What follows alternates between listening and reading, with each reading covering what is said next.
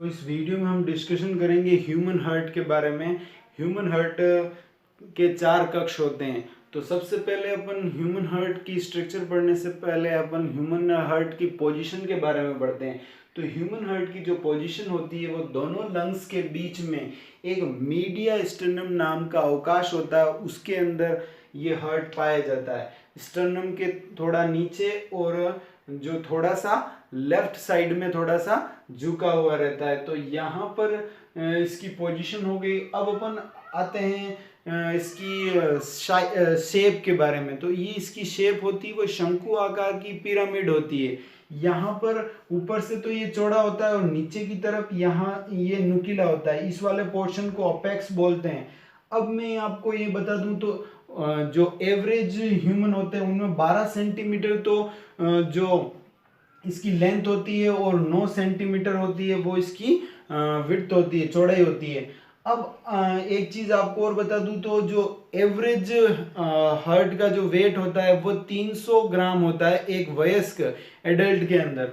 अब आपको एक चीज और बता दूं तो इसके 4 चेंबर होते हैं। 2 ऊपर वालों को तो आलिंद बोलते हैं और नीचे वालों को निलय बोलते हैं। अब हार्ट का जो इस तरफ वाला भाग होता है राइट हैंड साइड वाला वो तो उसको तो बोलते हैं पल्मोनरी हार्ट और इसको बोलते हैं सिस्टेमिक हार्ट। जो लेफ्ट हैंड साइड वाला होता है उसको सिस्टमिक हार्ट बोलते हैं। सिस्टमिक हार्ट क्यों बोलते हैं? क्योंकि इस वाले पोर्शन में शुद्ध रक्त होता है, इसीलिए इसको सिस्टमिक हार्ट बोलते हैं। और इस वाले पोर्शन में क्या होता है, राइट हैंड साइड में अशुद्ध रक्त होता है, इसीलिए इसको पल्मोनरी बोलते हैं। अब देखें अपन तो यहाँ पर सबसे पहले एक डिस्कशन कर लें तो यहाँ अपन आते हैं सबसे पहले पेरिकार्डियम के बारे में पढ़ते हैं। अब पेरिकार्डियम जो होती है ह्यूमन की जो हार्ट की जो वाल होती है वो 2 तरह की होती है। एक तो होती है पेराइटल पेरिकार्डियम और एक होती है विसरल पेरिकार्डियम। पेराइटल पेरिकार्डियम बाहर की तरफ होती है और विसरल पेरिकार्डियम होती है वो अंदर की तरफ होती है। अब यहाँ डिस्कशन करें तो पेराइटल पेरिकार्डियम और विसरल पेरिकार्डियम के बीच में जो कैविटी पाई जाती है उसको बोलते हैं अपन पेरिकार्डियल कैविटी। और इस कैविटी के बीच में फ्लूइड पाया जाता है जिसको बोलते हैं पेरिकार्डियल फ्लूइड। अब इस पेरिकार्डियल फ्लूइड के क्या फंक्शन होते हैं उसके बारे में डिस्कशन करते हैं। तो जो फ्लूइड होता है उसकी डिस्कशन उसका ये चीज होती है कि वो बाहरी आघातों से, मतलब बाहर से कोई भी जो चोट लग रही है उससे अपनी रक्षा करता है। और जो पंपिंग के कारण जो हार्ट की वॉल होती है उनके बीच में घर्षण नहीं हो उसमें भी हेल्प करता है। और इन दोनों झिल्लियों को पेराइटल और जो पेराइटल पेरिकार्डियम और जो विसरल पेरिकार्डियम को मिलने से रोकती है। अब यहाँ पर इसके फंक्शन और भी देखें तो ये फ्लूइड होता है, यहाँ पर इस दोनों झिल्लियों को नम बनाए रखता है। और तो यहाँ पर देखें तो सबसे पहले आता है यहाँ हार्ट की जो स्ट्रक्चर के बारे में पढ़ते हैं। तो हार्ट में जो ऊपर वाले दोनों भाग होते हैं जिसको आलिंद बोलते हैं। अब आलिंद, दोनों आलिंदों के बीच में जो सेप्टम होता है उसको बोलते हैं इंटर आरिकुलर सेप्टम। अब ये सेप्टम होता है, उस सेप्टम के से रिलेटेड एक क्वेश्चन है वो बता देते हैं। तो यहाँ पर एक क्वेश्चन बनता है, वो सबसे पहले छेद होता है वो जो सेप्टम होता है उसके पीछे की तरफ होता है, उसको बोलते हैं फोरामेन ओवलिस।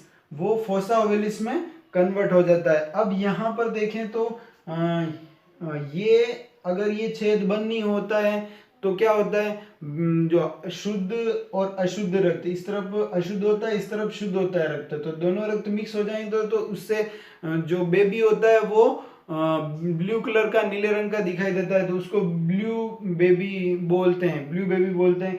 अब यहाँ पर इस बीमारी को बोलते हैं साइनोसिस। ठीक है, दिल में छेद भी इस बीमारी को ही बोलते हैं। अब आपको बताएं तो आलिंद के बारे में, निलय के बारे में, तो जो लेफ्ट वेंट्रिकल होता है वो सबसे मजबूत भाग होता है। इसकी जो वॉल होती है वो सबसे मजबूत होती है क्योंकि इसको ही पूरी बॉडी में ब्लड को पंप करना होता है। तो यहाँ पर ये ब्लड को पंप करता है तो यहाँ पर दो वाल पाए जाते हैं जिनको बाइकस्पिड वाल बोलते हैं। दो कप्स होते हैं इसलिए बाइकस्पिड वॉल पाए जाते हैं। तो वो ऐसे पंप करता है यहाँ से, तो वो वापस ब्लड को वापस उसके अंदर लेफ्ट ऑरिकल में जाने से रोकता है। तो यहाँ पर ये जो वॉल होते हैं वहाँ सेमी ल्यूनर वॉल पाए जाते हैं।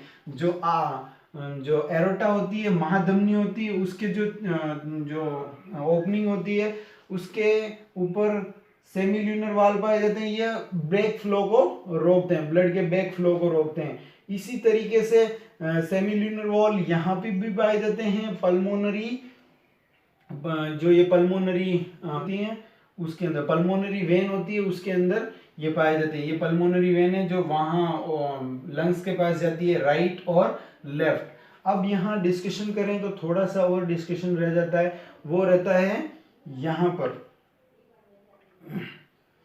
पर इस तरफ ट्राइकस्पिड वॉल पाए जाते हैं। ये बाइकस्पिड वॉल को मिंटल वॉल भी बोलते हैं। इस वॉल यहाँ ट्राइकस्पिड वॉल पाए जाते हैं, 3 कप्स पाए जाते हैं।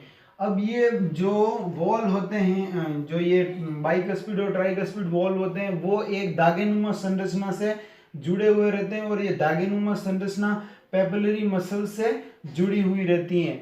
क्यों जुड़ी हुई रहती हैं? क्योंकि ये आर्टिकुलर में नहीं चले जाए, एट्रियम में नहीं चले जाए। ये जो वॉल होते हैं वो यहाँ से पंप करता है ब्लड, तो आर्टिकुलर जो एट्रियम में नहीं चले जाए। इसीलिए यहाँ पर ये इसको फिक्स करने यानी फ्लेक्सिबल करने के लिए यहाँ पर कॉर्डी टिंडेनी पाए जाते हैं, दागेनुमा संरचना होती है। ठीक है, ये यहाँ पर नीले की दीवारों से चिपके हुए रहते हैं।